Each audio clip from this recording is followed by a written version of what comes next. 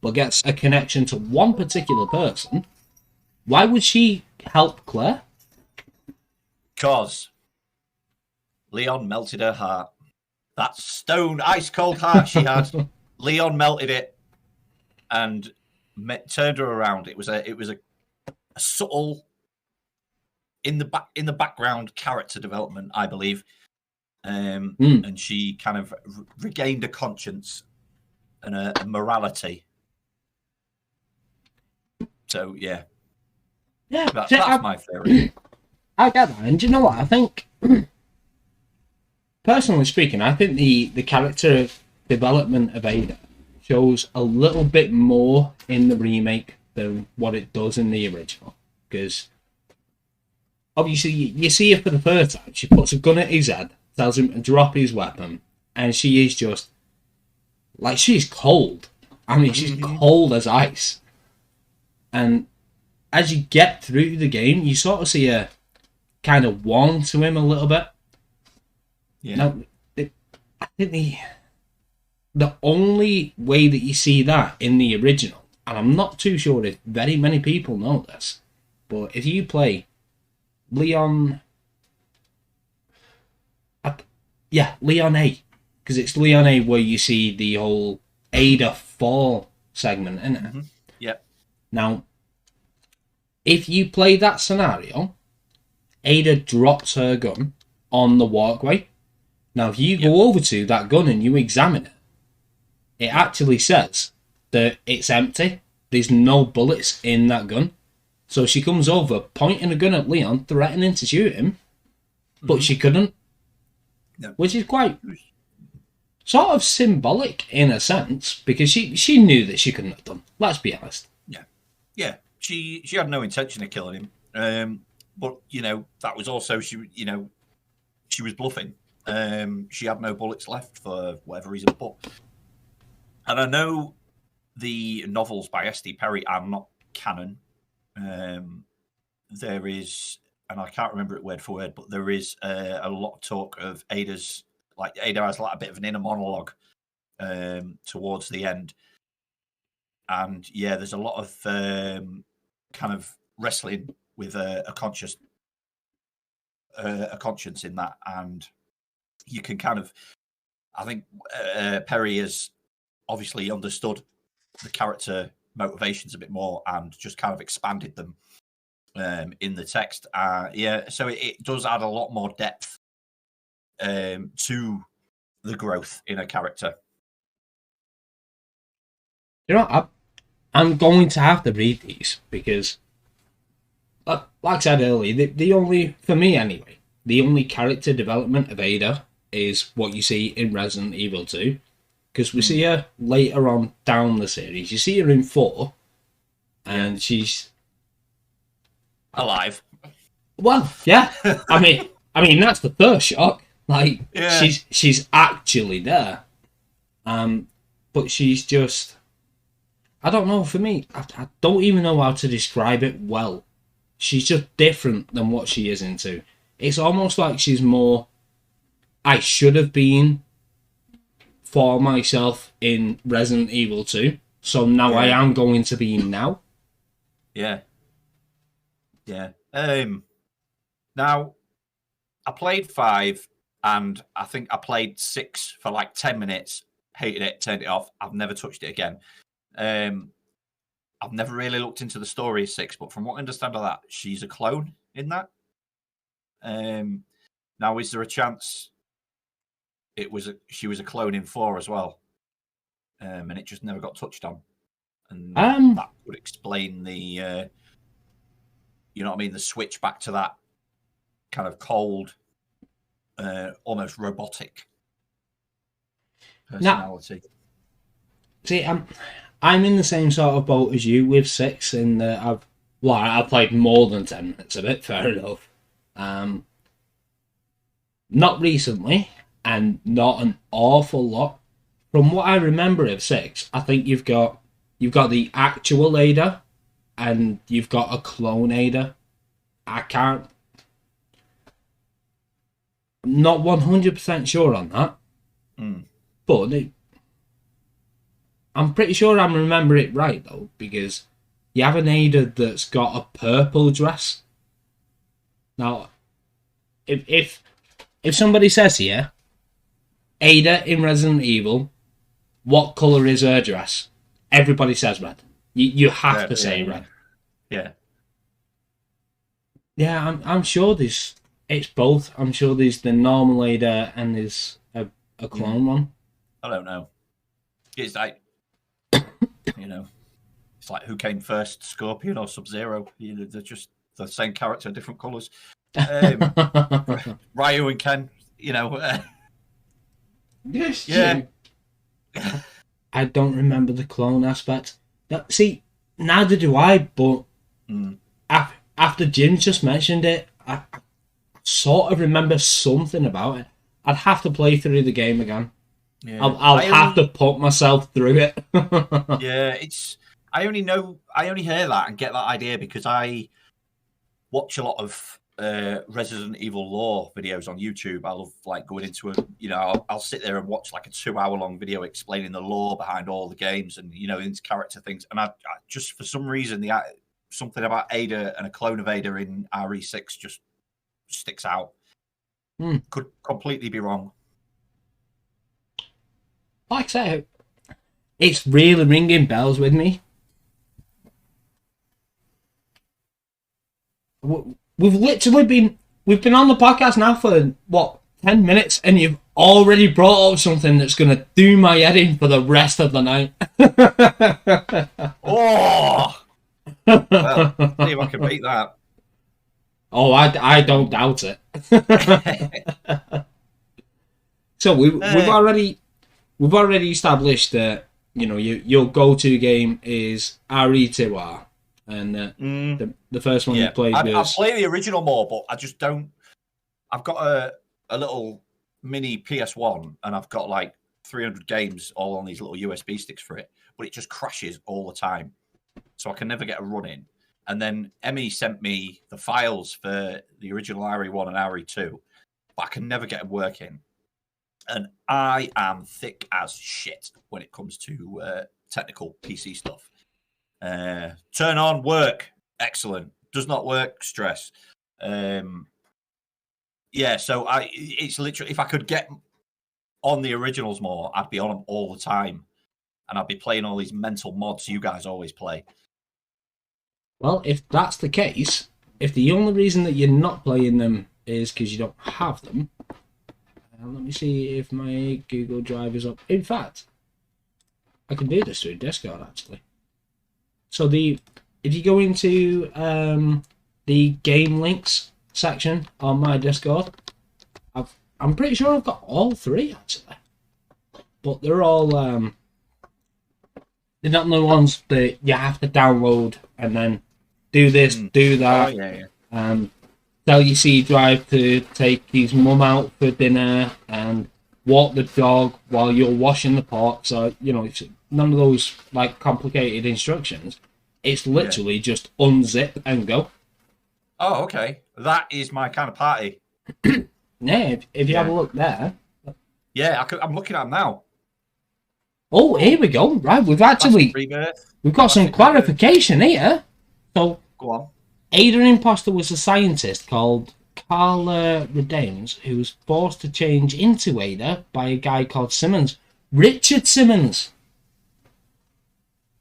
Wow, LT coming in with the big law. He's not bad for a thick Yorkshire dick. Northern boys. La, la, la, la, la. So, right, let's take RE2 off the table. Right, it doesn't exist. Okay. It's just completely gone. Yeah. What would your favourite Resident Evil game then be? Outbreak. Really? Outbreak.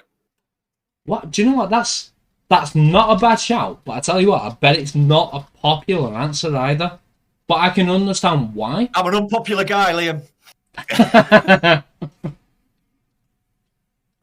So I remember playing Outbreak when it first came out, and you know what? It was the same as what 7 was. When Outbreak first came out, and I first played it, didn't really enjoy it all that much. Well, mainly because I weren't all that fucking good at it. I couldn't figure it out. The problem with Outbreak, the Outbreak's biggest downfall was it was way ahead of its time. It was online, and it was released at a time when PlayStation's online servers were garbage.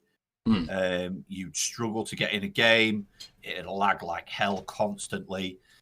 You didn't, there weren't features at the time for proper voice chat. It was all type chat. So if you didn't have a keyboard plugged into your PlayStation, you were having to go in and you was using your fucking thumbsticks and then going across to letters one after the other.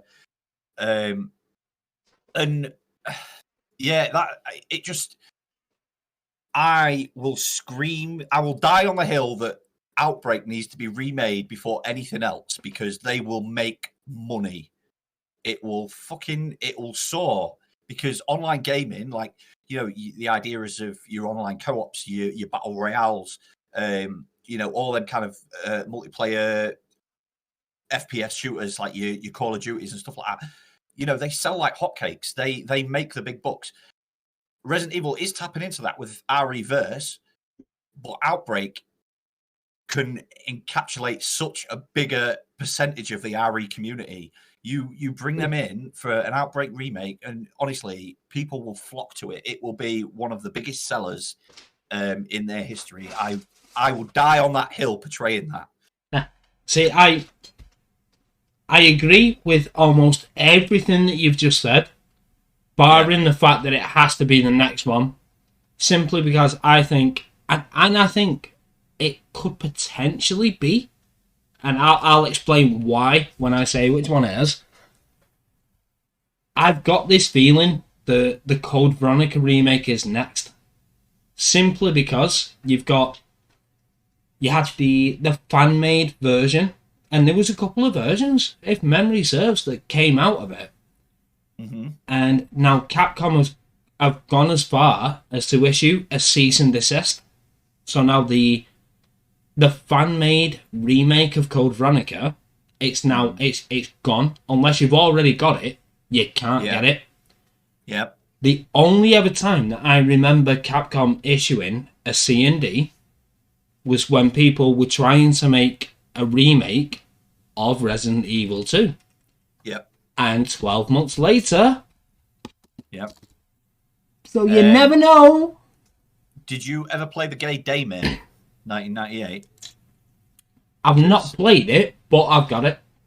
The team that made that are the team that were trying to make the RE2 remake that Capcom asked them to... No. Oh, really? Yep, and Capcom actually gave some hours from their developers to help them create Daymare. So Capcom's a lot of developers on the side, with Capcom's permission, helped those guys make Daymare.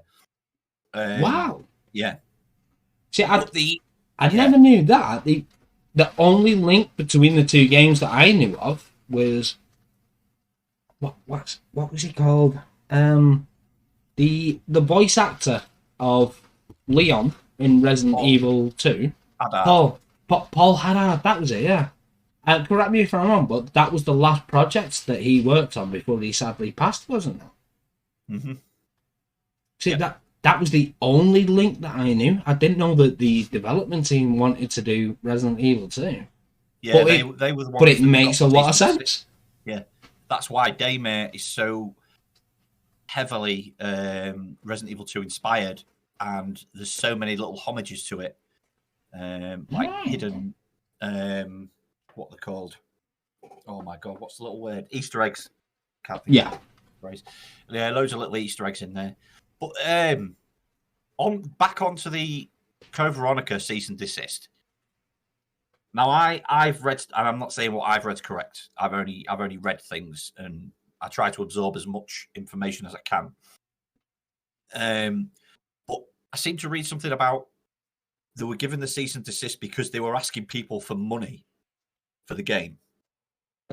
And because they were trying to make money off intellectual properties that weren't officially theirs, that's why Capcom stepped in. I could be completely wrong, but that's the idea I got in my head from something I read.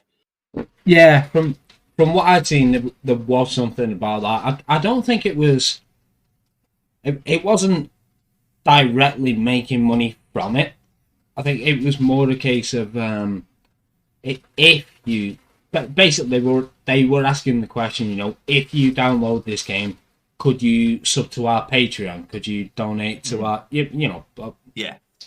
They weren't saying directly, if you get it, you have to. They were asking the question. So they were trying to make money from it. Well, I mean, it's not free to make, is it? Like, obviously, it costs them time and money to make. Yeah, exactly, yeah. So they'd have, you know, kind of like a, you know, like you say, a Patreon fund to help fund it. But I wonder if maybe they advertised it too heavily, the Patreon side of it, and that's where, you know, things got kind of misinterpreted. I don't know. I'm purely speculating. Possibly, yeah, because it could just simply be a case of the, well, okay, you can make that if you like, but, well, no, you're not making money off something that we've created. Like, it could go as far as that. Yeah. Like I say, we could sit in and speculate it all day long until either Capcom release an official statement or we get a Code Veronica remake, then we're not going to know, are we? Mm-hmm. However, for remake, now I've watched the trailers, I've seen the gameplay samples. I don't know about you, but I mean, I could watch one of those gameplay samples over pornography and be completely satisfied. Because for me, I'll admit that when Resident Evil 4, the original, initially, I didn't like because it was more, for me, more action than horror. It was more of an action game above what we knew as Resident Evil. Felt very arcadey. Yeah. But from what I've seen of the samples and the trailers, it looks like they're really trying to take it back to the horror route. And I am so there for that. Yeah. It looks incredible. I'm very, very excited. The original, mate. As far as Resident Evil games go, it's not even in my top 5. But as far as a game goes, it's one of, you know, I just loved playing it. I really enjoyed the story. It felt like it's one of the first games I played where I felt like I was playing a movie. You know, there was such a big story there. And I remember I think, how old would I have been? I would have been about 20. Was that 20? Was it? It must have come out about 17 years ago, 18 years ago. Came out now. And I would have been 20. And I went on holiday with my girlfriend and my parents and my brother and his partner. And we were staying in a villa. And I took my PlayStation 2 with me because I needed to keep playing the game. I needed to finish the game. And I'd wait for everyone to go to bed. And I'd sit there. And I remember at 2 a.m. one night, finally beating, what's the little guy? Is it Salazar, the little dude? Yeah, Salazar. Yeah. The boss, you know, the big boss fight we're in, where he's in the thing, and you've got to shoot at the tentacles to get him to open up, so you can shoot in his face. Yeah, oh god, I died so many times on that boss before I figured out how to do it. And yeah, I remember it must have been about 2 a.m, and everyone was asleep, and I finished it, and I was just going mental in this little villa we were staying in. Yeah. So it's a strange one because it's going to sound like a really conflicting statement, but I kind of agree with you because it was, especially now, as much as it's not one that I play all that often, mainly because I'm not all that great at it, or not as good as what I am at the other games. Mate, I'm shit at all of them. Just about having fun, right? See, I'd probably put it in my top 5 favourite games. but I don't think I'd put it in the top 5 Resident Evil games. Which is, I know how weird that sounds because I've literally just said it, and I'm like, what are you going on about, Liam? No, you know, I could have like you could ask your top 5 horror films, and then you have your top 5 films, and any of them horror films could not be in your top 5 main films potentially. You know, it's just a different thing, isn't it? You know, Resident Evil games are different to other games. They've got their own kind of lore. They've got their own kind of substance and feeling, ambiance, and ambiance. Whereas, you know, like I loved the original Metal Gear Solid. You know, David Hayter. I mean, he was Wolverine in the 90s X-Men cartoons. Love him for that as well. And Jean Grey in them X-Men cartoons was the voice of Jill Valentine.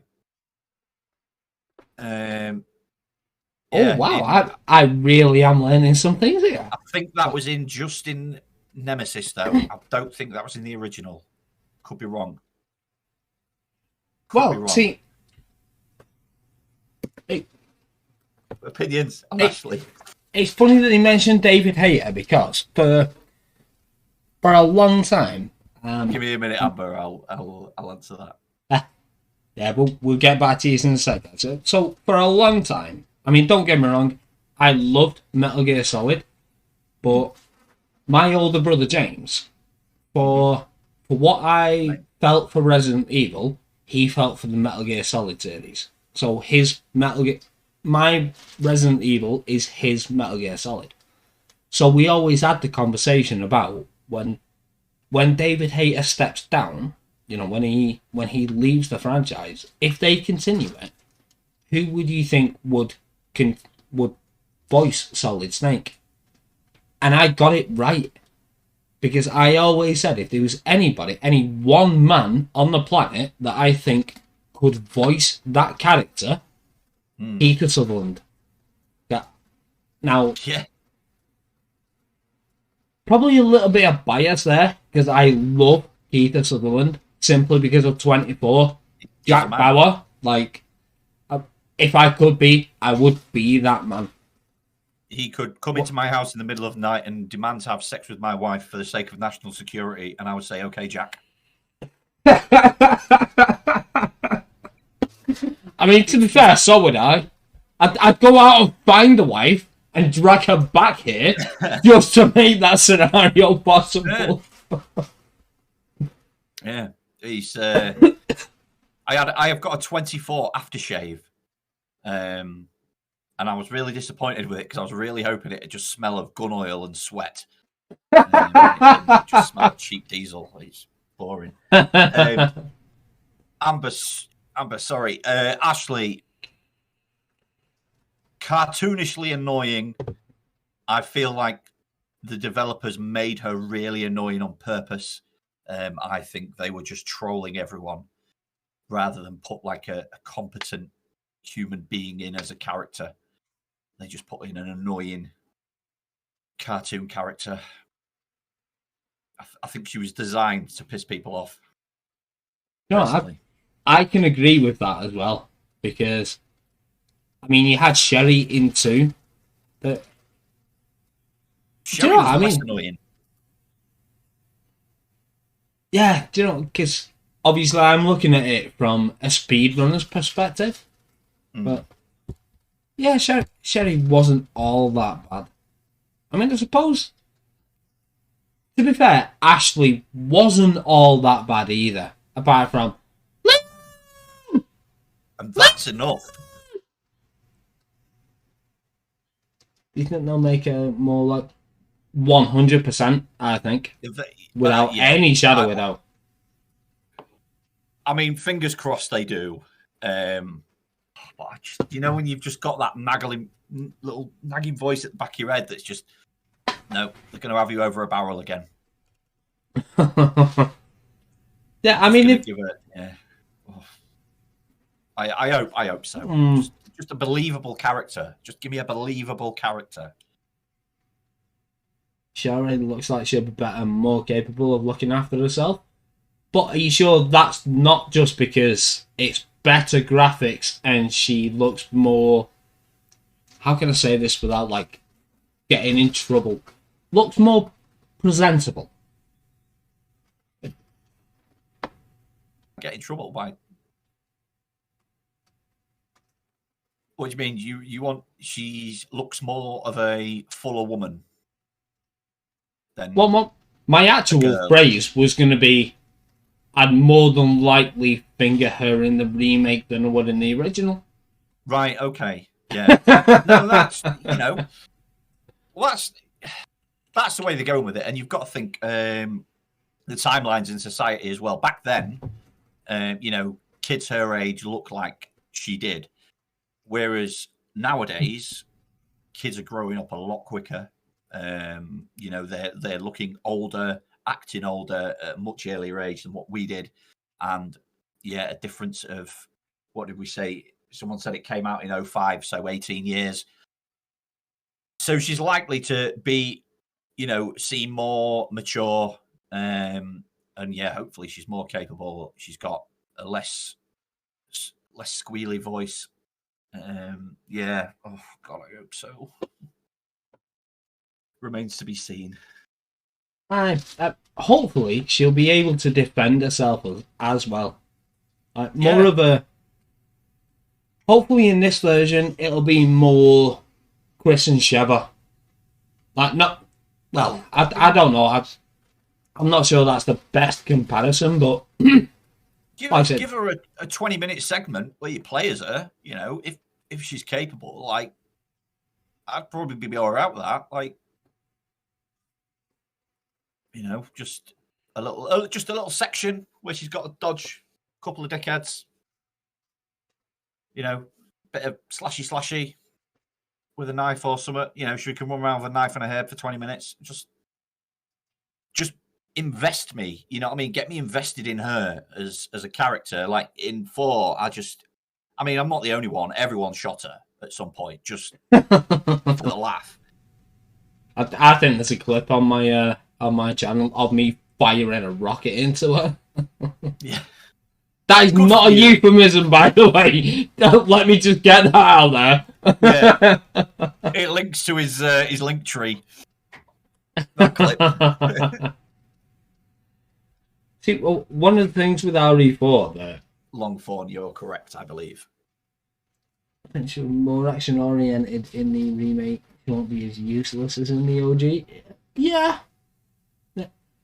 Yeah, PJ, you are right with that one. She did have her own section, but... I don't even know how to describe it, like... Yeah. I'm not expecting her to be like, you know what I mean, a seasoned Marine and going round and fucking eye kicks and, you know what I mean, take like fucking surgical takedowns and shit like that. But just give me Ashley with a bit of backbone. Yeah, at least be able to do something. Yeah. Not get to a 3-foot ladder and then have to wait for Leon to be stood at the bottom of it to catch her. Come on, girl. I mean, they'll either make her completely useless or they'll go too far and she'll be Mila Djokovic. You know what I mean? And she'll be running up walls and booting dogs in the face. Oh, do you know what? I'm not sure which one I'd rather. I want the medium. I want the believable character, a young woman that's capable of looking after herself to a point. Just, you know what I mean? Just give it a point where she can hold her own. Yeah. Yeah, at least if she can fight things off, at least that would be acceptable. Now, I know that you're looking forward to this conversation because, Christ, so am I. So, to go away from Resident Evil and to go in a completely different scenario, what is going on with WWE? Because, well, like, I'm sure it was way over 6 months ago, Vince was in really hot water. From what I remember, it was some sort of sexual relation that he'd had a while back and tried to pay her off. And now, years later, she tried coming back on the scene. So he stepped down, completely stepped back from the WWE, and put it in the control of Stephanie as owner and Triple H as the creative guy. You know, the guy that did everything that we now see on the TV. Yep. And now all of a sudden, what the fuck has gone on? He's back. Yeah. Yeah. Okay, right. I'll give you a rundown of everything I understand to be the correct sequence of events. So, multiple years back, Vinnie Mac, Vince McMahon, owner, creator, founder of World Wrestling Entertainment, formerly World Wrestling Federation, apparently engaged in sexual relations, most consensual, one or two apparently not, and paid them, the women involved in these allegations, hush money, totaling up to almost $20 million.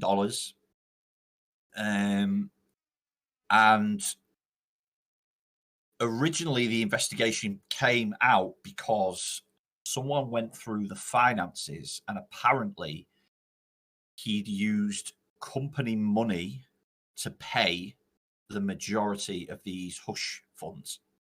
So rather than, the thing is, if he'd paid it out his own pocket to the ladies he'd had a consensual sexual relationship with and he wanted them to keep it quiet and he paid them out his own money, you'd think, okay, you're a scumbag, but fair enough. Now, from the company's perspective, they've gone, right, well, you've actually used company money for this. So now we're running this big investigation. Now, all these allegations start to resurface. Individuals kind of come into the spotlight that were involved in these instances. Now, against recommendations from the board, Vince initially did not step down. He instead went out on because WWE run a Monday night show called Raw and a Friday night show called SmackDown. The allegations, I believe, came out on a weekend. And the following Monday, he came out at the start of the show, gave like a kind of a trying to arousing speech, basically saying, we're all in this together, then, now, forever, which is their little slogan, trying to laugh off these accusations, thinking they'll just die down. He repeated the speech again on the Friday show. And then it was, I think, less than a week later, he stepped down from the board. Again, he eventually followed the advice of everyone on the board. He stepped down from his role as CEO of the company. They brought back in his daughter, Stephanie, who had previously been allowed to leave the company to spend more time with her family. They brought her back in to try to steady the ship. His son-in-law, Stephanie's husband, Paul Levesque, who's also known as the wrestler Triple H, moved up from his role as head of talent relations. He moved into like a co-CEO role and oversaw the creative process of everything. And they steadied the ship. You know, the Vince McMahon thing stuff was still going on in the background. The investigation was going on in the background, but they ran the show in such a way that it didn't affect the entertainment output. It didn't affect the performances of all the superstars involved. And to my understanding, the morale backstage was risen really high. Everyone was really happy. I think Vince had a real kind of old school way of doing things, and it rubbed a lot of people the wrong way.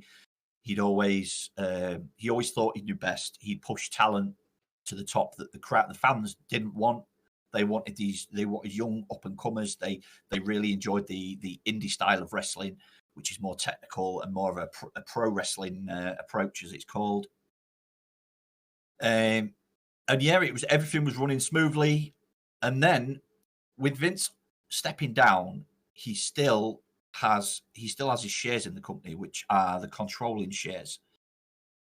So he's eventually strong-armed his way back into the company by basically bribing them, holding them hostage, saying, because any sale of the company, any TV rights deals that need to be discussed have to be approved by the board.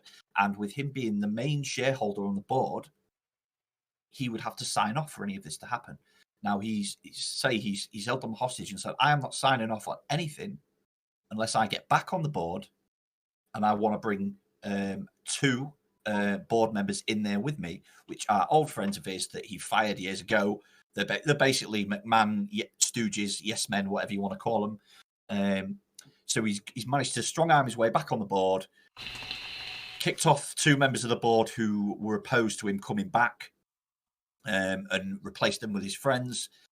And now his daughter, obviously Stephanie, clearly not happy, although she's not come out and said that, has resigned permanently from the company now, stepped away.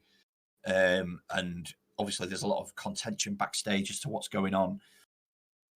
But yeah, and now he's back in the company now to, in his words, purely as an administrative role to oversee the sale of the company.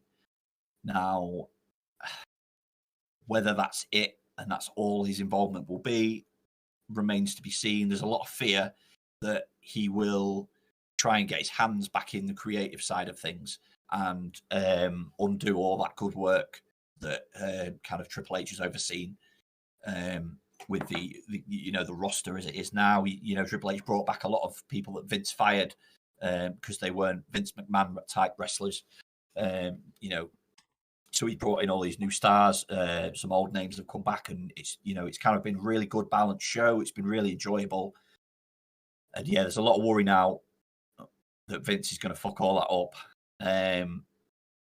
But yeah, that's pretty much that story in a nutshell, how Vince has got back into it. I don't know if there's anything you want to add on that. See, do you know what? I mean, these days, I literally just keep up with what's going on the shows. I don't really watch it as such. Although, Royal Rumble, end of the month, I am definitely getting in on that. I'll come back to that one in a second, by the way. Yeah. I am really hoping and praying that Vince is just coming back in an administrative role. But I'm sort of in a set now where I just didn't want Vince to come back, like, whatsoever. Because if he's being genuine and it is just to sell the company, then I don't believe that needs to happen. Because I think the product that they've got now is the best that they've had for years. One of the biggest pointers of that being, all right, he's been the way that he is now for a while, Roman Reigns. And again, I'll come back to him. If he wants to get back involved in the creative, I mean, like, there's no other way to describe it. Yeah, it is. It's because it was just getting so good. Like, and for all we know, it might not affect it, and I really hope it doesn't. I suppose if he wants to get back involved in the creative, then I suppose the question then is, in what capacity? Like, is it going to be to put ideas in there? Is it going to be to take control of it? Is it going to be to do this? Is it going to be to do that? Who knows? The thing that I do know is that right now, in the hands of Triple H and I can't remember what his first name is, something Khan. Nick Khan, that is it. In the hands of Triple H and Nick Khan, it's doing really well. Like, the ratings are doing really well. Yep. They're putting on some great matches. They're putting on some decent storylines. I won't go as far as to say the best that they've ever been able to do, because we all know what era produced the best storylines. Yeah. But they're doing well. Yeah. So this is the best era since the Attitude Era for me, I believe. And you know what? I agree with that. The thing with Vince is, and from interviews with other people that have all said the same thing about him, he's not a part-time involvement guy. Like, if he gets in with creative, it's his way or the highway. Like, and that's always done it. You know, he just says, look, this is what's happening. That's what I want you to do. The amount of times he apparently used to, they'd get a script for the show, like the Raw show. It'd be starting at like, I don't know, 7 p.m. wherever it was in America, and at 5 o'clock he'd look at it and he'd go, no, this is shit, and he'd just rip it up, and he'd be like, right, no one. And it's like, you're going live in 2 hours. So then everything suddenly, you know, has got to be rewritten. All the stars have got to be reconsulted again. And, you know, and he just didn't like stuff, and he fucked stuff up so much, like thinking because he smashed the Attitude Era, and fair play to him, he did. Times evolve, people change, the fans change, you know, you've just got to evolve with it. And he didn't. He just stuck to his old guns. He was always looking for the next Hulk Hogan. That was always his thing. All right, quite right. Jim, just do me a favour, pal. Yeah. Can you just continue talking about the Attitude Era for about 2 minutes, because I really need a wee. Needs a wee. I know. Okay. I'm ducking out for a wee on my own podcast. If you wouldn't mind, pal. You gotta go. Yeah. Nothing will ever compare to the Attitude Era, as I agree. What you're saying about him being money hungry. Yeah, I think he's come in to sell to get some money back, because the hush money spent on the accusations previously that obviously came out of company funds will eventually he'd have to repay back to the company, and he'd obviously want some money for himself. So in his head, he's thinking, if I get in there, sell the company, I'll sell my shares, take a massive, massive paycheck out of that. I can get rid of them debts, and I could be set for life. Or if I can sell the company to someone like the Saudi Arabia Public Investment Group that are rumored to be buying it, only rumored, then the company becomes private. If they own it, it becomes private. They don't have to kind of adhere to rules and regulations. They don't have to have a board of directors to appease and shareholders to appease. They own the whole thing outright, and they could just reinstate Vince as the top dog again, and then he will have complete control, and he'd be back in his seat, which I think he probably would want. I think he wants to die in that chair. I think that's how Vince McMahon will die, is backstage at a wrestling event that he's running. But yes, nothing will ever compare to the Attitude Era. What an era that was. You had so many stars. Every match was worth watching. Speaking of the Attitude Era, Mae Young, who was a classic character in the Attitude Era, recently passed away, I believe, yesterday or early this morning. Passed away. Triple H it was. Okay. It's all a case of who can afford to buy it. Oh, wait. Sorry. Oh, You're back. Jim, I didn't mean that. So, I'm Alan Smith there. I didn't realise that I said that out loud. My apologise. I didn't hear it.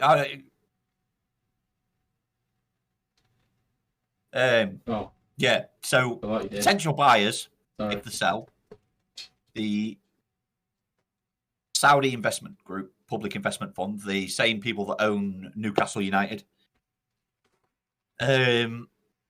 Disney, a potential buyer, Comcast, Netflix are rumoured to be in a pool of potential buyers, and Tony Khan and his father Sadiq Khan, who are the owners of AEW Wrestling, as well as Fulham FC and the Jacksonville Jaguars. Now that is the most interesting one.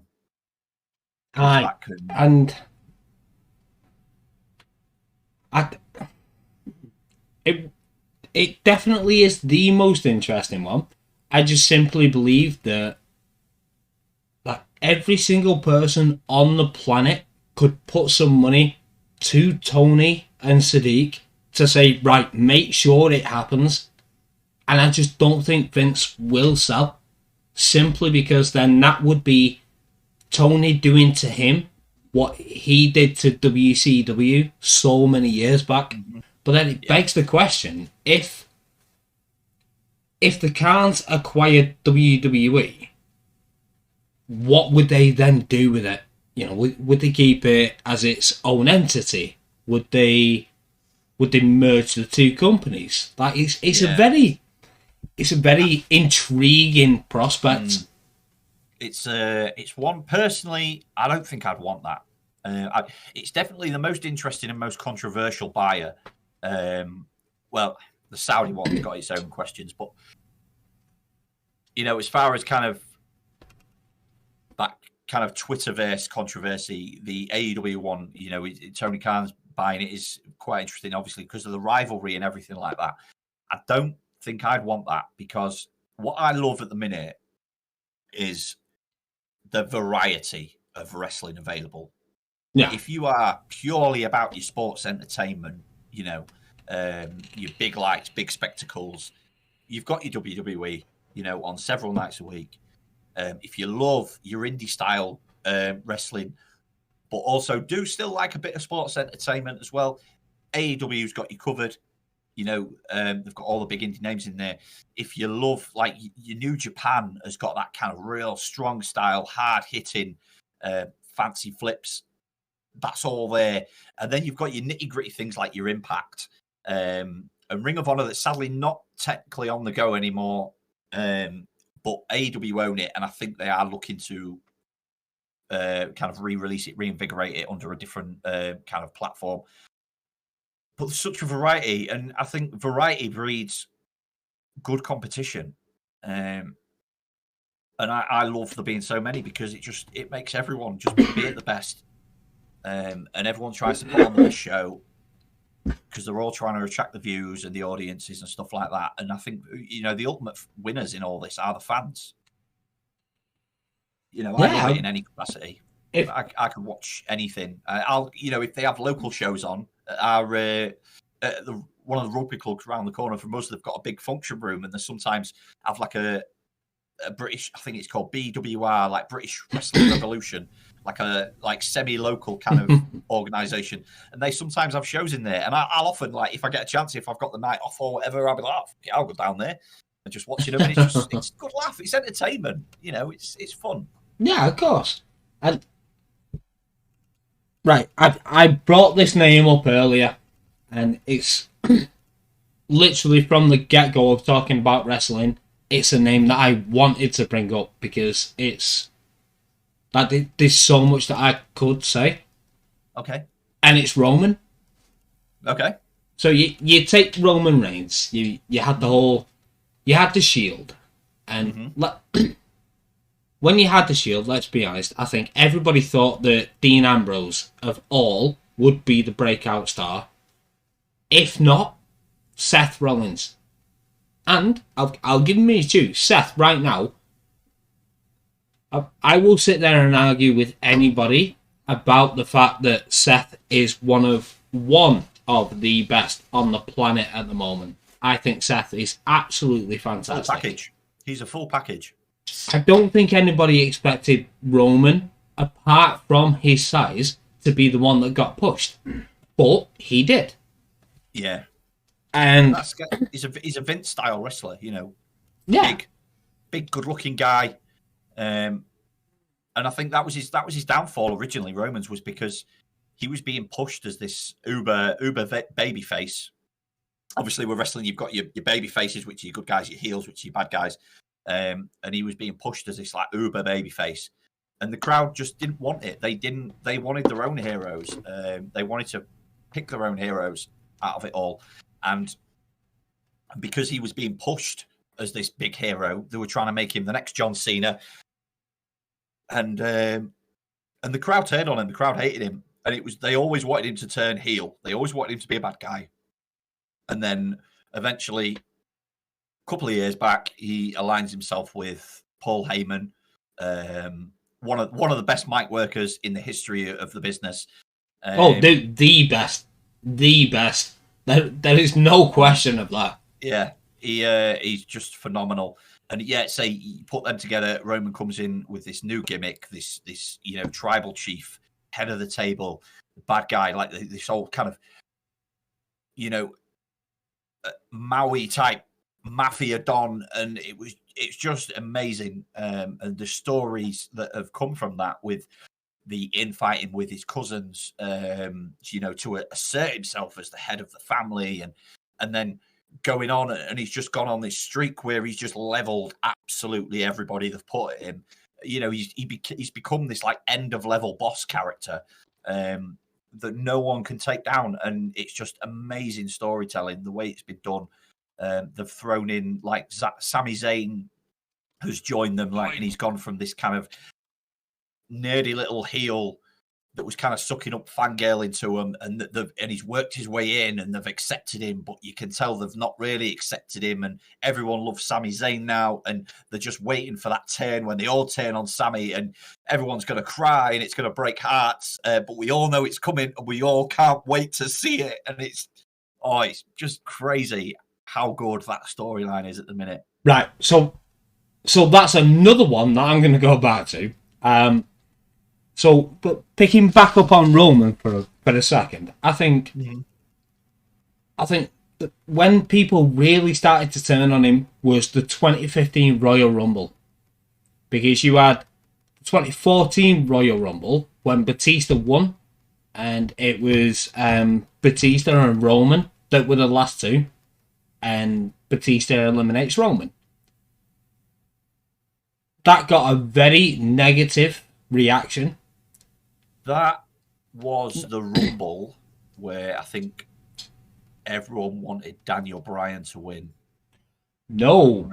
So was that 2015? Do you know? I think it was both. I think everybody wanted Daniel Bryan to win 14 and 15. 30, and he got booed. Yeah. Because Daniel Bryan, everyone wanted Daniel Bryan to win that one where Batista won. But there was all hoping that it'd be number 30. And Rey Mysterio come out at number 30. And by then, the fans realised Daniel Bryan's not coming out. And Rey Mysterio got booed. And like, Rey Mysterio never gets booed. If there's somebody that you would put money on not getting booed, it would be Rey Mysterio. Yeah. So your final two, like you said, Batista, Roman, everyone booing. Because it was two Vince guys, if you know what I mean, two of these big, muscly guys that were winning, and people didn't want that. They wanted to pick their own heroes. Yeah, and I think this is the problem with the 2014 and the 2015 Rumbles. Was 2014, nobody wanted Batista to win it, because they all wanted Daniel Bryan. I won't lie, I'll sit in and say, yeah, I wanted Daniel Bryan. But there was the rumours of Batista coming back. He was going to return at the Royal Rumble, which he did. Came back as a face, which never should have happened, because Batista was a big name in wrestling. Yeah. But you've got Daniel Bryan, who at the time was white hot in the terms of a babyface. So you didn't need a big name face. What you needed was a big name heel. But they bring him back as a face. He wins the Rumble. Nobody wanted it. Now, this is where it sort of leads into Roman. Because I think the mistake that they made was, because it was Roman and Batista as the last two, and Batista eliminates Roman, I think that was the point where they thought, well, nobody wanted to see him eliminated, so let's push this guy. Let's really push Roman. Possibly. So then you get to the 2015 Rumble. It wasn't a case, for me personally, it wasn't a case of people didn't like Roman Reigns. At that particular time, he just wasn't Daniel Bryan. Which he had about 2, maybe 3 years that anybody associated with WWE wanted to see was Daniel Bryan at the top of the card. And quite right. the guy deserved it.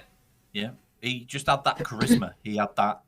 He had that underdog feeling, and he could just do. You just knew like you could put him against a giant, and although he'd get the shit kicked out of him, you just know he had that that inner heroic strength, that David Goliath kind of thing, and you knew he could pull something special out. And that was the kind of that was the motif people were screaming for, and I think that's I think you hit the nail on the head with Roman there. Roman's biggest downfall in that year was he was not Daniel Bryan. But then you look at Roman now, and I've had this conversation with my flatmate, and you know it sounds awful, and this is going to sound like as awful as anything possibly could. But you did the whole thing of the Super Roman that they did with the Super Cena, and he had title and whatnot. With his fist. Yeah, exactly. And at the time, he was the Universal Champion. And then it turns out that his leukemia has come back and he has to step back. I think that was the point where the audience then started to see him not as a wrestler or a character, but just as a man. I remember that speech that he gave in the ring when he said, "Look, my name's not even Joe. Roman, it's Joe, and this is what I'm going through." And it was kind of breaking the fourth wall, and it just showed that the fans were playing their part. They were booing Roman because they didn't like Roman, but as soon as they understood that he was talking to him as his personal self, it was a shoot promo. Like a work promo is like your scripted ones. Your shoot promos are a genuine like truth. And I think as soon as the fans realised that's what it was, they was appreciative. They appreciate him as a star. They appreciate the effort that puts in. They're booing the character because they don't want the character in that position. Yeah. Well, you look at that entire segment, like he comes down with the Universal title, booed out of the place. And before he's even left the ring, thank you, Joe. Thank you, Joe. Like you say, when he breaks that fourth wall and he reveals himself not as a character, but as a man, that's what everybody appreciated. But and this is where I have to hold my hands up to WWE, because then when he came back, when he got himself better, and thank the Lord that he did, he then comes back, and for I think it was about 2 years, I don't think they put him anywhere near the title. I think if anything, he was more IC title. He was against the likes of Dolph Ziggler and people like that. No, this was that was before the IC title. He left for his leukemia treatment. He came out. He had horrible feuds with Baron Corbin. Oh Christ! Yeah, with the dog food segment. Yeah, and then COVID hit. And everything was behind closed doors, and because he's he's in remission from leukemia, but he's still incredibly susceptible to illnesses, ailments, and all kinds. He stayed well away. He was involved in next to nothing that went on throughout the initial COVID period, and I think that was a smart move overall with hindsight, because that gave him time to go away, discuss his character with Vince, get Paul Heyman on board and say, look, what about this? The fans have been pushing for him to be a heel, a bad guy for so long, because that's what the fans want. They wanted to boo him. They want the big guys to be bad guys. That's how it is. You hardly ever see a big guy that towers above everyone. And you that's right. Because if memory serves, that same year, just before we had the first WrestleMania without an audience, if memory serves, initially it was going to be Roman and Goldberg, Yes. But then it ended up being Goldberg and Braun Strowman, Correct. which again, nobody really wanted to see. No. I suppose the good side of it was you got Braun with his first world title, probably going to be his only ever world title, like, but yeah, because the other belt was Drew McIntyre won the Rumble, the Rumble that year, and it was the last pay-per-view. I think it was the last pay-per-view with fans in attendance. End of January 2020, I believe. And yet he went on to face Brock at WrestleMania, which was behind closed doors, and the other title match was Goldberg, Braun Strowman. Yeah, because that was the Rumble that Brock entered number 1, because he said, I'm going to be the first WWE champion to walk into the Royal Rumble at number 1 and win it. And then Drew was like, nah, no, you're not. Now, I'll tell you what, I love that Rumble. That was so good. That was genuinely one of the best Rumbles that I've seen. And I can kind of remember Brock's elimination as well. Yeah. Obviously, it was Drew that eliminated him. Ricochet was involved. Ricochet blow. Because Drew and Brock were kind of squaring off, and Drew was just stood there like, come on, Brock, what you got for me? What you got for me? So Brock's like backing up, taking his gloves off, getting ready for it, and Ricochet just comes up, kicks him in the nuts from behind. He backs into the ropes, and then Drew hits him with his Claymore kick, sends him over the ropes. The fucking crowd, mate, blew up. But Paul Heyman... I'm sure there was somebody else involved. No, there was countless spots with Brock in that Rumble, like in the build up to that. But when he went out, Paul Heyman was just, and it was Oscar worthy. That I love that man. But yeah, Brock, it was the kind of Rumble I've always wanted to see. You know, I've always wanted, and I love Brock's style of wrestling because he just looks ruthless. He looks like he means everything he does, and I know it's a scripted sport, you know, and it's all planned out, but he makes it look like he's genuinely trying to hurt people. And he was just dead rough with everyone. He just launching them one after the other. Every time someone come in, every 90 seconds or whatever, straight over, no, cheers, see you later. Yeah. Hello, cheers, bye-bye. Yeah, and it was just so good. It was funny to see because there's never been one like that before. It was such a new kind of way of doing it. And the thing is, with that sort of Rumble, you get somebody like Brock Lesnar doing something like that, and it's entirely believable because you have to remember, this man held the UFC heavyweight title. I mean, that man can fight. Yeah, he lost his first fight in UFC, and then he went on a streak of like 6. Yeah, he defeated like 6 fights or something like that. Yeah, he went on a bit of a streak. I'm on you. But no, it was like the thing with Brock is Brock got a lot of criticism back then because he was seen as like a part-timer, which he was to an extent. And they're saying, oh, he don't really respect the business and all this lot. But he stood there and he did that whole thing. You know, he did that. He came in at number 1 and he spent, 30 minutes in the ring, which, you look at an average wrestling match and it lasts anywhere between 10 and 15 minutes. So, he did 30 minutes of performance there, but you could tell he was having fun. He was having a good time doing it. And it showed a good side to him. It showed that he appreciated the business because a lot of people, gave him a lot of stick, which I thought was quite wrongly directed his way. But yeah, again, I thought he played his part very well. And it's one of my favourite Rumbles, definitely. Right, and do you know what? In Brock's defence, like,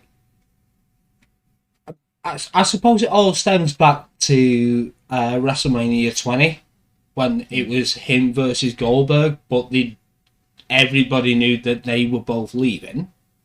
All right, yeah, they did leave, and then Brock comes back. He comes back for a couple of months, and then he goes again, and then he comes back. But number one, I can, if I was in his shoes, I can sort of get it, because the first time that he leaves, he wants to go and do something else. You know, he wants to dabble in another field, which I'm pretty sure it was American football, if I'm remembering rightly. He did, yeah, correct, yeah. Right. Didn't turn out so well. But then what he didn't do was come crawling back to WWE with his tail between his legs. He went in other fields. If memory serves, after he left after WrestleMania 20, was it 10, maybe 11 years before he came back? Something like that? Yeah, could be. I without the timeline in front of me, I couldn't tell you. But yeah, it sounds about right. It was something along those lines. And then it... To rather than a stadium venue, maybe the Olympic Stadium, given Triple H's love West Ham as well. Clash at the Castle, so you think we'll see a Rumble host in the UK at some point. Above average Cox. Mr. Trick by hosting Money in the Bank in the O2. Oh, speaking of which, though, that's the next Money in the Bank is in London. Yeah. I don't know. I think that remains to be seen. I think it's good that they're capitalising on the hype from and the success from Clash at the Castle. The O2 is an arena I've never been in, so I've got no kind of point of reference for what potential atmosphere for a wrestling event could be. It's one of them. It remains to be seen. But you know, we'll see. And as far as a Royal Rumble being hosted in the UK, why not? Why not? They've had SummerSlams in the UK before. Feel like there was a WrestleMania in the UK as well. I think we have to dig back to the early 90s for that. In fact, I'm going to Google that right now. But I'm sure there was definitely a SummerSlam because it was the year the British Bulldog. Yeah, I was going to say British Bulldog and Bret Hart, wasn't it? Yeah, he won the IC title off Bret Hart. I don't think there's been anything above SummerSlam in the UK though. WrestleMania in the UK.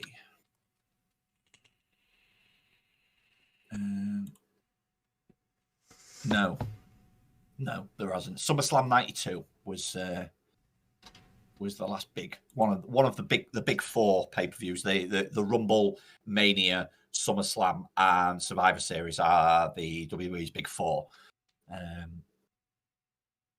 So while we're here, be there. I'll put it anywhere in the UK, and I'd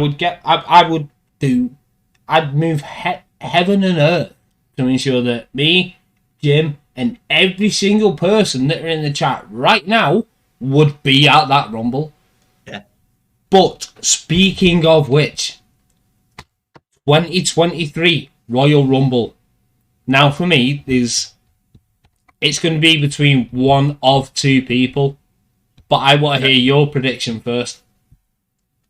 Well, hand on heart, who I want to win is a returning Cody Rhodes, based purely on he returned to the company at WrestleMania last year, was massively over with the fans, had an amazing feud with Seth Rollins, tore his pectoral muscle in a training session, but it was torn off the bone to the point where he couldn't damage it anymore, regardless of what he did.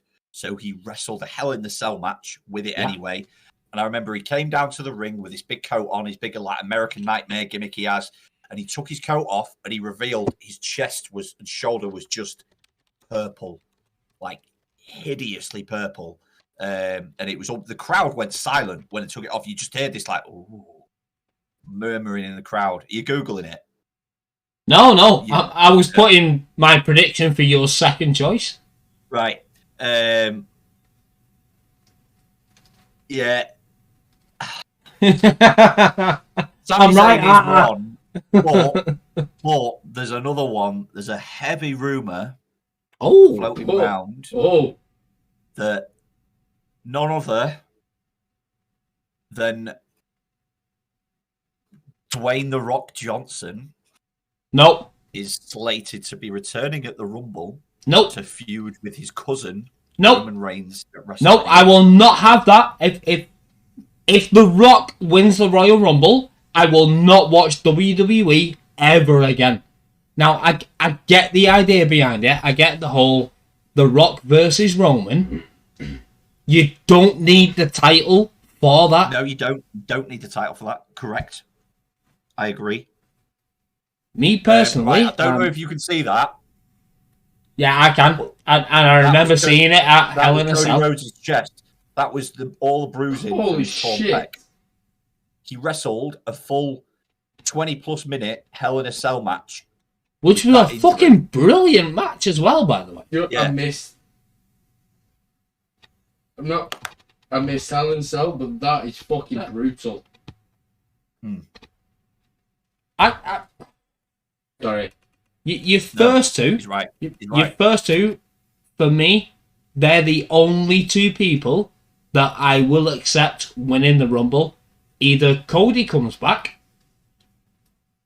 which I think is very likely because it's poetic. It's the fact that he left AEW to come back to WWE.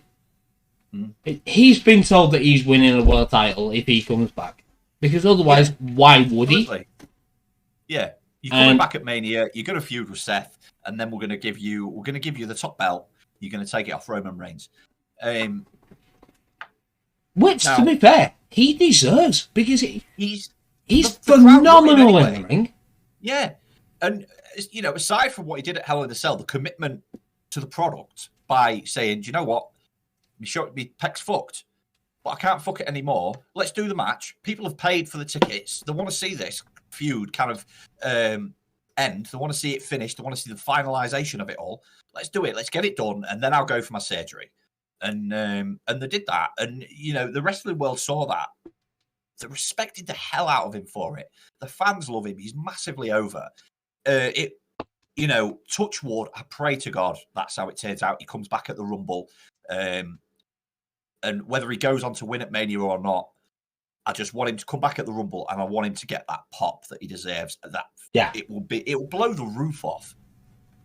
Oh, well, 100%. But then, like you say, an accepted second for me, because for me, I want Cody to come back and win it. I think he deserves to do it. The fact that he initially had the balls to leave in the first place and go and create what's now WWE's biggest rival, but then have the bollocks then to realise I could do something bigger going back to where I was, where his father created his name and never actually won that title, to say, right, I'm going to go back there and win it. Now, don't get me wrong, obviously, I'm sure there's some sort of deal that, if you come back, you will. Which, again, I think he deserves. But to have the bollocks to leave the big boys in the first time to go somewhere else and then negotiate coming back and be portrayed as a legitimate wrestler, because for the last couple of years that he was in WWE, he was portrayed as a bit of a joke. Yeah. All right, he had that sort of segment with Goldust against the Shield with his dad, where they all had to fight for their jobs, which they went over. And Cody carried I wouldn't say everybody. Cody carried Goldust and Dusty through that segment. Yeah. And he looked brilliant. He looked white hot. And the reaction to that is Stardust. Yeah. What? Yeah. Why? Why? Vince loves comedy. Vince is like in his head. This is a guy that thought do you remember the giant egg from years ago that hatched at, I think it was a WrestleMania? This giant egg that... No, I know exactly where you're going with this one. It was like the chicken or something like that came out. I can't remember what, but you're talking Survivor Series 1990, and you're talking the Gobbledygooker. And that was it. Who was the original person that was supposed to come out of that? Mark Calloway, I believe. Correct. The Undertaker was supposed to be the first person that came out of that egg. But, yeah, I mean, insane. The amount of insane shit that's come out of the ideas of this place. But, yeah, so they pushed him as this Stardust character. He hated it. He did it because he had to. He did it. And he goes then... now, what I'm saying, none of it, I don't know this first-hand accounts. This is just from interviews and stuff like that. He goes then to Vince pushing this American Nightmare gimmick that he's got an idea for. Vince is like, you'll never get over with that. You'll never get over unless you're Stardust. So he leaves the company, goes and works on the indie scene for years, does some stints in Japan, gets friends with Nick and Mark Jackson, you know, the Elite, Kenny Omega, starts making waves with them. And then they put on this independent pay-per-view. It was just before All Elite Wrestling was formed. And I think it was, what was it called? I think it was called All In. And it just had indie stars all over. Chris Jericho featured on it. And it was one of the first non-WWE wrestling shows in that particular area to sell out. And then from that, All Elite Wrestling was born. And yeah, he proved himself again and again. I think he had at least 2 5-star matches that were rated as 5 stars by Dave Meltzer while he was in AEW. He obviously left there and then came back to WWE and got a 5-star match out of Seth Rollins in that Hell in a Cell match. Now, I don't know how familiar you are with the Dave Meltzer rating system, but 5-star matches in WWE are a non-entity. They barely happen. I was just going to say, I'm not familiar with them, but I've heard of them. It's a big thing in kind of the online wrestling community. Dave Meltzer is, you know, this big reviewer, and everyone's kind of wrestling to get this approval from this guy, and he gives out the stars. And he mainly, you know, his high star ratings tend to go to shows over in Japan. And, you know, a lot of AEW matches tend to get 5 stars now because of some really, really good matches done. I think the last 5-star match in WWE before Cody and Seth was in, I want to say, 2013, Money in the Bank. Punk and Cena, yeah. Yeah. I think that was the last 5-star match. So I can see some comments in chat about Rumble and the returns. For me, so John Cena was unreal.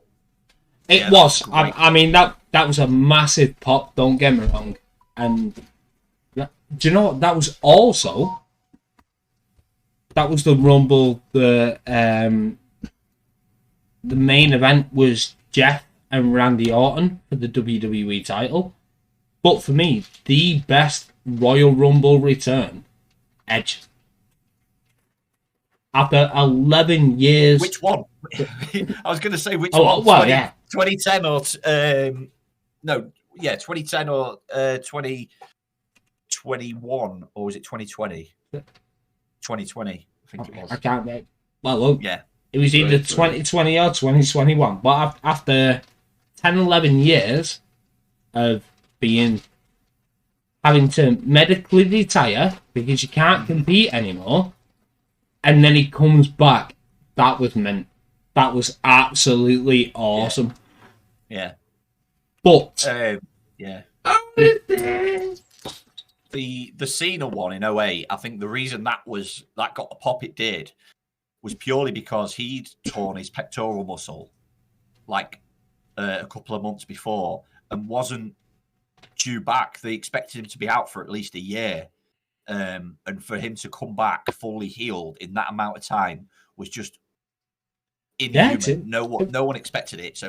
So Madison Square Garden are, you know, are quite a very notorious for being in their ways with what kind of stars they like and what kind of stars they don't like. They don't like John Cena's.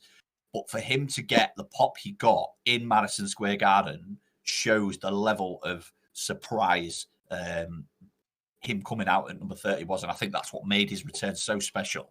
Because no one expected it. Everyone thought he was still going to be on the shelf for another 6 to 8 months.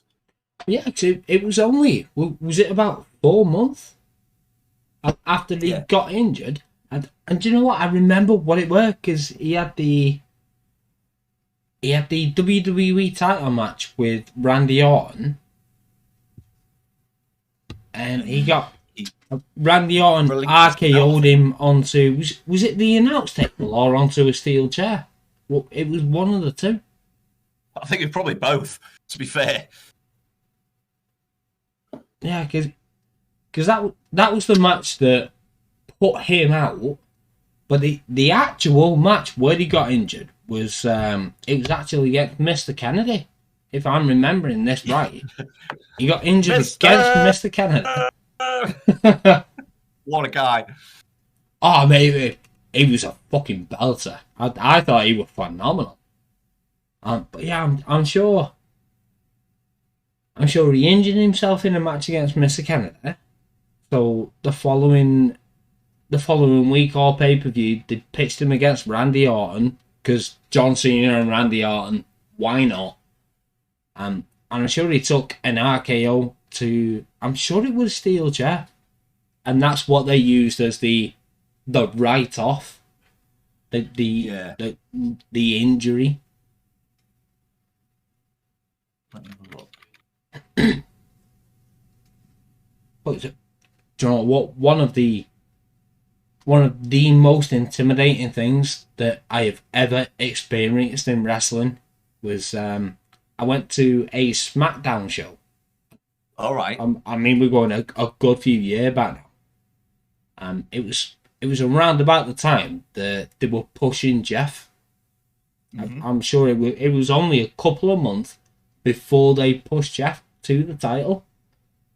And this particular SmackDown episode, the top of the bill was Jeff Hardy versus Undertaker, Extreme Rules. So, like, legitimate, I'm sat in the crowd, I'm wanking. You know, it's Undertaker. It's Jeff Hardy, who I've always loved. And it just couldn't get any better. So I'm sitting in the crowd and I'm going through the card and I'm like, right, can you just hurry up? Right, come on. Right, get your asses out. And then it just goes, dum. Dum. I have genuinely never in my life been so intimidated in my life as to when that music hit. It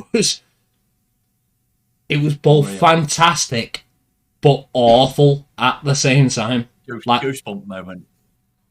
Oh, Jim, like literally every hair on my body was stood on end. And as soon as he goes, and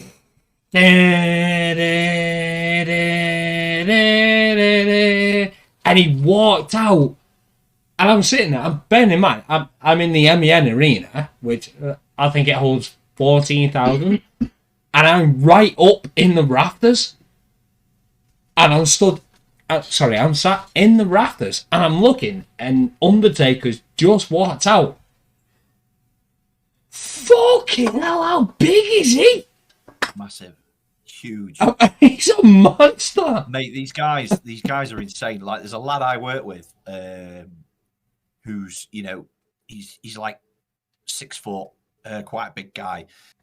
He's a big Liverpool fan, and he took his nephew to a Liverpool game a few months back, and it was the same weekend that Clash in the Castle was on. And the wrestler Sheamus, who's a big Liverpool fan, was there, and he met him, and he said to me, he said, I've never felt so small in my life. He said that the guy is just a monster. Like, I can picture it, to be fair. Azza wants to know our opinions on Vince tearing both his hamstrings when he was walking down to the ring at the end of the Cena Batista Rumble. I'll let you go first. Right, well, the first thing that I'm going to say is the moderators should know the rules. If you want to ask a question, use the highlight. So you can fet right off. I can only say that because, like, he's literally about a stone throw. But Vince, they're in both I things. forgot about the highlight. So, from what I remember, it was supposed to be Batista going over. But then, obviously, you had the both Batista and Cena tumble over, and then Vince comes down and he looked pissed, and he looked really pissed. Oh yeah, gets into the ring. Strong. Yeah. Oh yeah. He did the whole. Gets in the ring and just drops like a sack of shit. Yeah. But then continued to sit there and start bollocking everybody, which for me, it kind of made him look like a kid having a tantrum. Yeah. Oh yeah. It was just so funny. I mean, I can get it because they've just ruined one of his biggest shows. I'm just trying to see because the thing with that got me the most was like Vince proper fucked up, but it was funny because he was just kind of like, well, the show must go on, and you know he got there, just sat there like, you know, giving it from the corner. But what struck me was odd was the same thing happened. And I can't remember which Rumble it was, and I've just tried to Google to find it, and I can't find it. And I think it was like Royal Rumble 3 or 4, and there was 2 winners because the same thing happened then. There was 2 people left, and the same thing happened. They both went over the rope, and they did it as a draw. Oh, I know what it means. It was Lex Luger and somebody else. I can't remember who, and it struck me as odd because I was thinking, why don't they just do that? You know, but then, yeah, when it comes out that it wasn't intended that way and it was intended Batista was supposed to hold on, but lost his grip. I don't know. So I'm gonna have to try and find this out myself because it really rings a bell.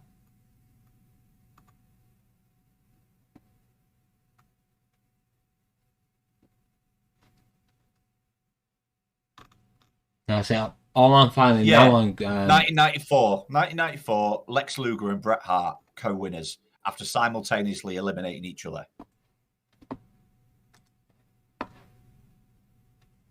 Yeah. Fucking Lex Luger, man. But when you said before about Vince wanting to find the next Hulk Hogan, yeah. Hi, Lex. Yeah. Absolutely. And then, of course, they had the steroid scandal, which put a kind of a pin in the balloons of people, of stars of that ilk. And that's when you started getting big guys that were just naturally massive, like your Andre the Giant, your Yokozunas. And they were the big guys that were getting pushed. And a lot of the guys then were just like looked big and fat compared to the the roided up previous guys. Right, so we've just had 2 questions in quick succession. What's your opinion on WWE being sold? P.S. It won't send a highlighted message. Right, so we'll just take the question as it was first. WWE being sold. Depends to who. I'll tell you what, I'll let you go with this first, Jim. All right. Well, if it goes to the Saudis, the Saudi Public Investment Group, which I really hope it doesn't, but realistically, they're one of the only few entities on the planet that can afford the asking price. I think it's somewhere between 150 to 200 billion is what they're asking for. if the Saudis buy it, it's dangerous waters. Then, not only because of the human rights, the inferred human rights wrongdoings of the Saudi government. I don't want to say it is and it isn't. Either way, I completely agree with you. Say what you think. I reserve the right to be wrong. But yeah, the human rights infringements by the Saudis, they evenly openly admitted to killing a Saudi journalist that was in the UK or the US, I believe. They assassinated him because he was saying bad things about the government. They openly admitted to that, and WWE still did dealings with them because they had a 10-year deal where they have 2 events a year over there. Sketchy, not commendable. The worry is if the Saudis buy it, then they make the company entirely private, which then makes it non-accountable to shareholders, to a board. They can do pretty much what they want. They can throw Vince McMahon back in charge of everything. And then you have the worry of one of your biggest stories at the minute. The story that's probably carrying the company is the Bloodline saga involving Sami Zayn. Sami Zayn is Syrian-born. He never goes to the Saudi shows. Because he's not a fan of the Saudi government because of his Syrian heritage, and B, the Saudi government are not a fan of him because of his Syrian heritage. So that never goes on. You have big stars like Kevin Owens that will refuse to go over there out of respect for his friend, Sami Zayn, and you have multiple other big stars, the names of which escape me at the minute, who have previously refused to go over there. I think John Cena's even refused to go over there because of the human rights atrocities portrayed by the Saudi government, allegedly. So that's the risk with the Saudi. The only minor positive I will say, if the Saudi government get it, means they'll get more pay-per-views, which means they'll air them at the time that suits them, which is about 5 o'clock UK time. So I don't have to stay up till 1 a.m. to watch it. That would be the only positive to come out of the Saudi ownership. If Disney buy it, I'm all for that. I think I could agree with that. I've already got Disney Plus, so I'd like to think that I would be able then to watch it more like thoroughly. I feel like I might get access to pay-per-views. I think pay-per-views would be cheaper. I don't think they'd be free if you already have Disney Plus, but I feel like you'd get them at like half the price.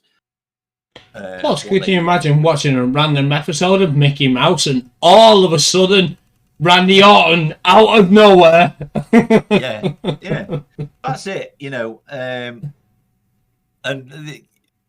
But other potential buyers, obviously, there's the AEW connection. I think I don't think that's likelihood. I think their name's just thrown in the hat for the sake of a hot story. I don't think they'll buy it. I don't think they can afford to buy it.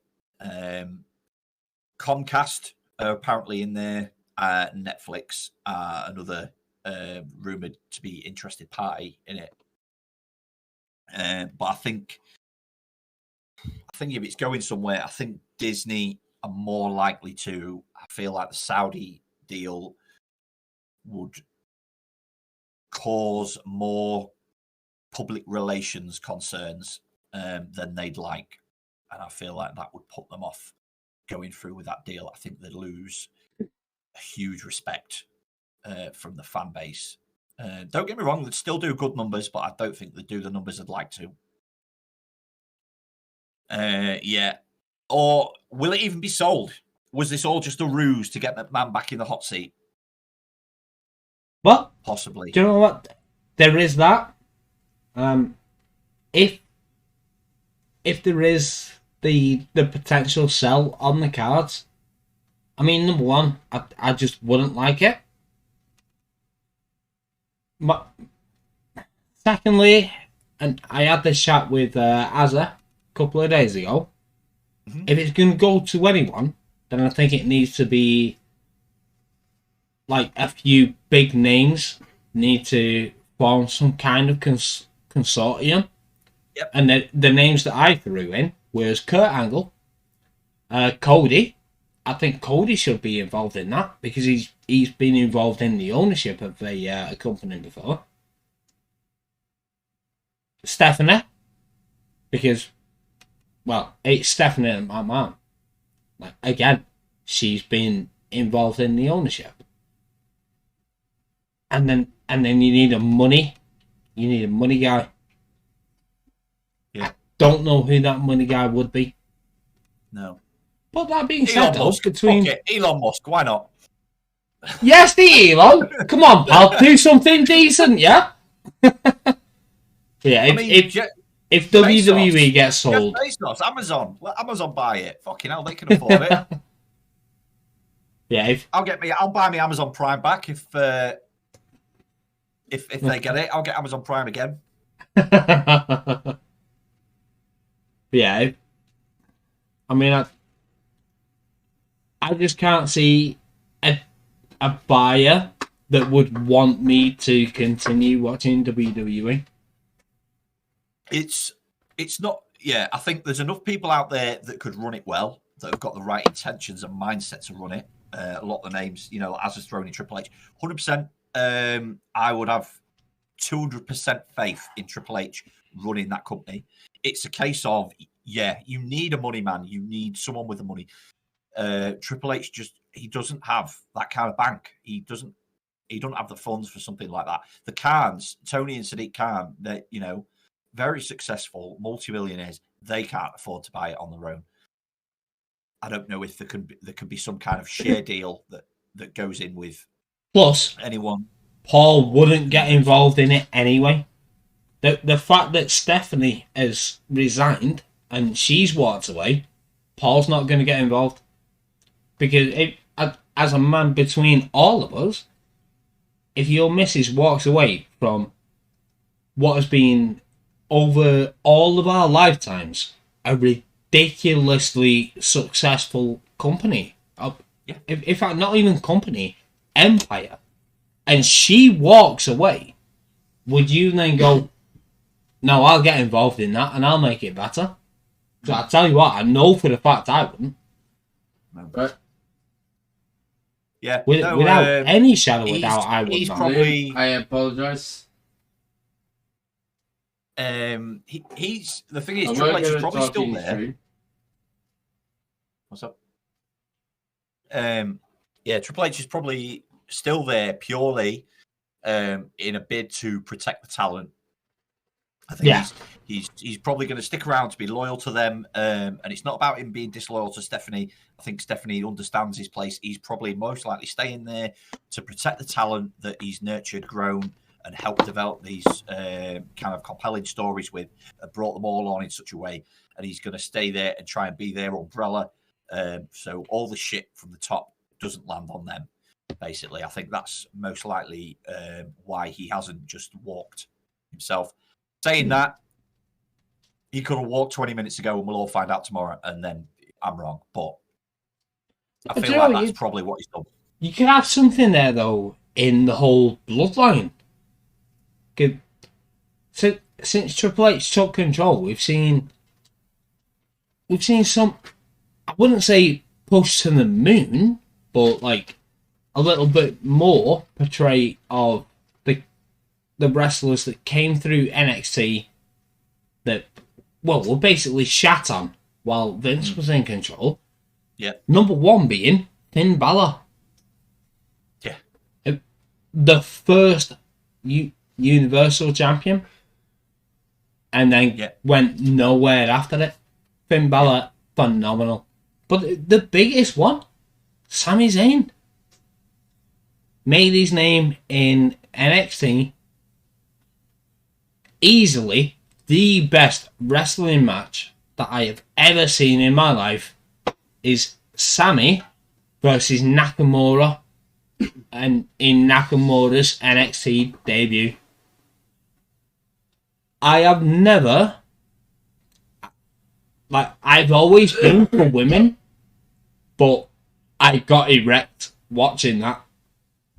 I mean, that was phenomenal. It was so good.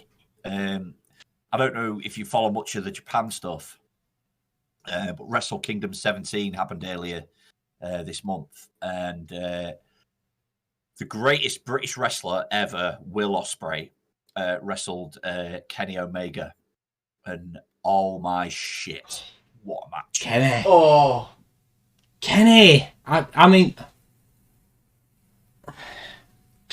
for me, Kenny is the most frustrating wrestler because, like, in my head, I have booked him in so many fantasy matches. Now, I've already seen one, and I watched it. Kenny versus Chris Jericho. And it lived up to it. But we will, within the next year or two, probably see Kenny versus Daniel Bryan. What I want to see is Kenny versus Seth Rollins. Yeah. Because that's unreal. That that would ultimate fantasy booking. That is a dream match. Yeah, that would be incredible. I mean, for me, that's on the level of Sting versus Undertaker. You get Kenny versus Seth.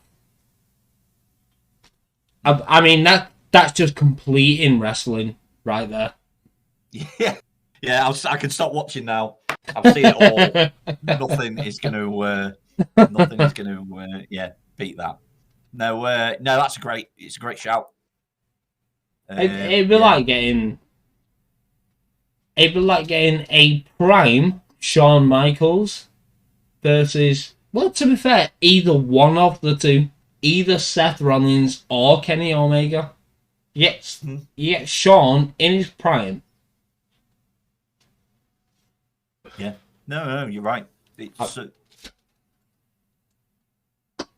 It's amazing. I saw a meme the other day, and it said the Earth is several billion years old, whatever it was, and it said, and you lived in the time of The Rock and Stone Cold Steve Austin. Oh, life ain't that bad, kind of like. And you can say that with a lot of things, like, we've lived in a time where we've got to see them fuse. We've lived in a time where we've got to see Messi, Ronaldo, Rooney, like Neymar, and the other Ronaldo. We've got to see all these groundbreaking, world-changing footballing names that will forever be there. We've lived in a lifetime where we've been around while they've been on the go. Like, and it's the same with like Austin and The Rock, and it's an amazing time to be alive. Right. There you go. That's my positive message of the day. You are quite right. We've seen some phenomenal sports people in our lives. Like you say, and that's one that doesn't get mentioned often enough is Rooney. Because Rooney, for me, he was absolutely fantastic. I don't like to say it because I live in Manchester and he spent almost his entire career playing for Manchester United, which, fuck him.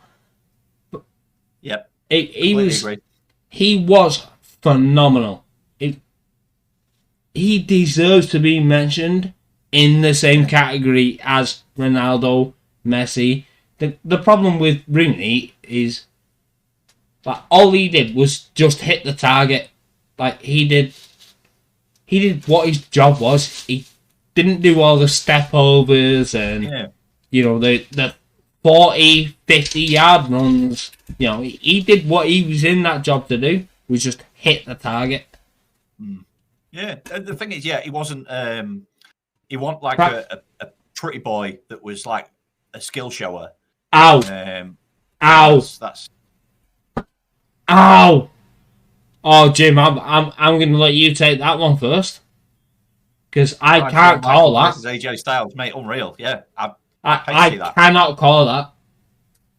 Pay to see that. I would masturbate over that.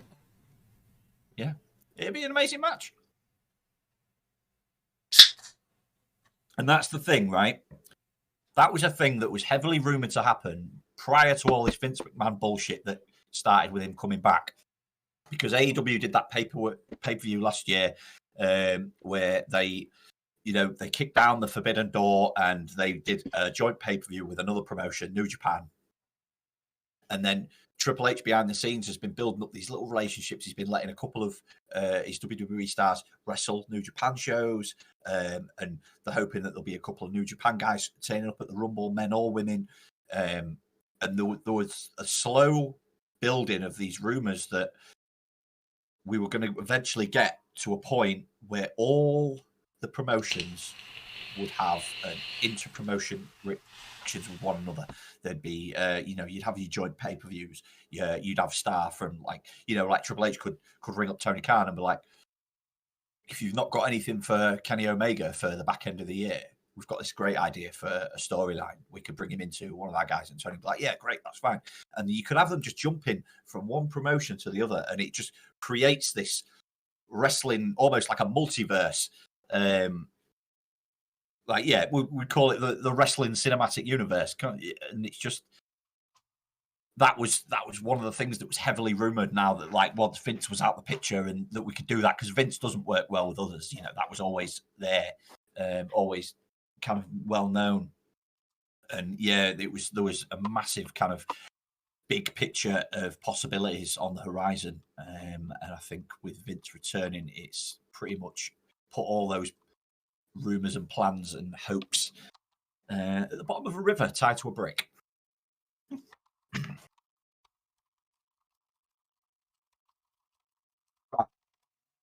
Oh, excuse me. I was typing this in chat, but I'll just say it. Okay. I am going to kill everybody's fantasy bookings with this one.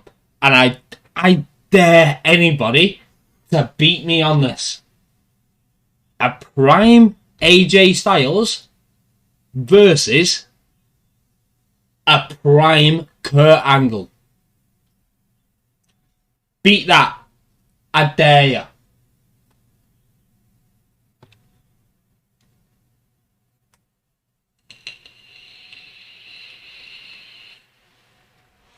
I'm gonna say Jon Moxley against a prime, and it's the name that you shouldn't say, Chris Benoit. The physical brutality of both of those superstars in the way they present their characters would be a slugfest for the ages. So just give us a sec, Jim. That beats. I mean, it will literally be a sec. Dad, you know what? I like that. No! I will raise you. So I will see Jon Moxley versus Chris Benoit. I will raise you Chris Benoit versus Daniel Bryan. I have just won fantasy booking. I mean, that would just be a match for the ages. Like you can't get better than that. Mm. Yeah, that would be incredible. Are you not reading chat? Chris Benoit. No, I'm not really. I'm no. Okay. Kurt could win. I don't know. Demon Finn Balor versus Kane. Now, I've seen Finn Balor all day. I've seen Finn Balor against Kane, just as Finn Balor, and it was a